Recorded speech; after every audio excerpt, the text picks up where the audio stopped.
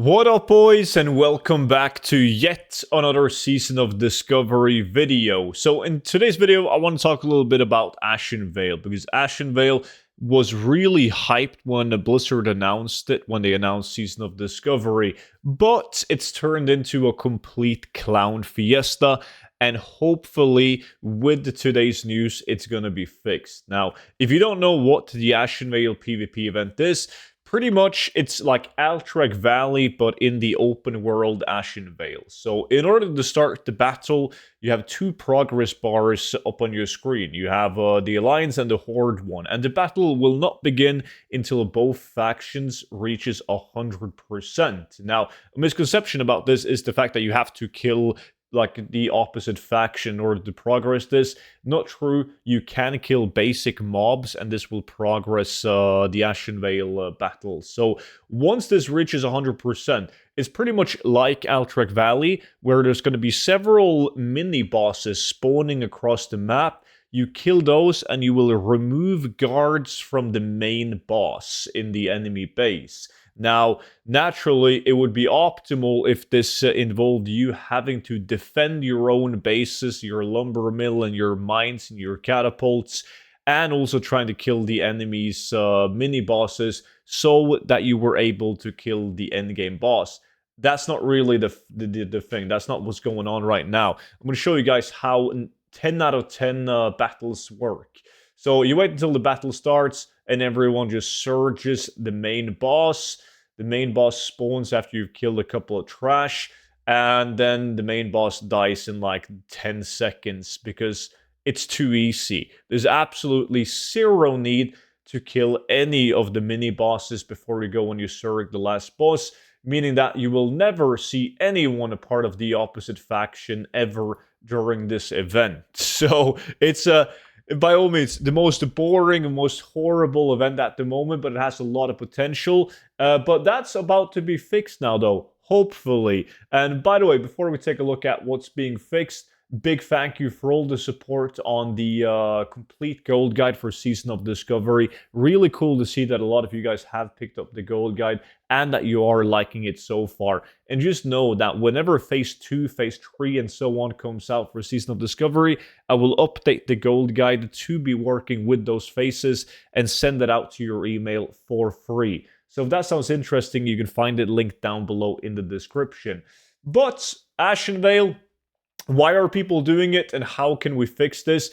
It's really good to do. Like, I'm a gold farmer by heart, but I still like to have good gear. It allows me to farm more efficiently, and everyone that wants to min-max is doing PvP, and Ashenvale in particular, because with a reputation from Warsong Gulch, the Silverwing Sentinels, you can get these trinkets at friendly, which is fairly easy to get, and trinkets is kind of tough to get at Phase 1 in Season of Discovery. If you reached Honored, you can get the Mount. The Mount can only be used in Ashenvale, but still pretty cool to have. You also get necklaces, backs, and rings, really good rings, so definitely worth getting.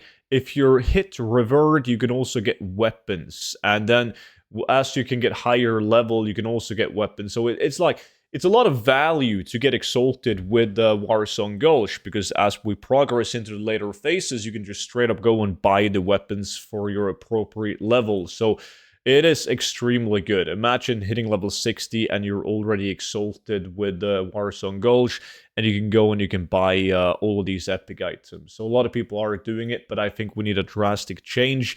A change is also going to be better to acquire reputation, because you require reputation by killing the bosses, right? So if you kill a mini boss, you get like 100 reputation. If you kill like the trash mobs, the low health mobs, you also get reputation. And the main boss is 500 reputation. So by killing all the mini bosses and the trash and then the main boss, you're going to get more reputation than just surging the main boss. But Blizzard, Josh Greenfield, which is working on Season of Discovery, had this post on Twitter where he said, an adjustment coming for the Ashenvale PvP event very soon. Let's just say it might not be advisable any longer to surge the faction leader as the event is starting. Here is the list of other things on the radar that we'd like to look at in the coming days.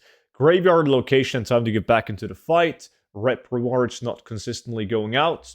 Big issue. Sometimes you can even tag the boss, and when the end game boss dies, you're not going to get any reputation, right? And the Ashenvale fight only appears like every hour, hour and a half, so really frustrating waiting that long and you're not getting any reputation.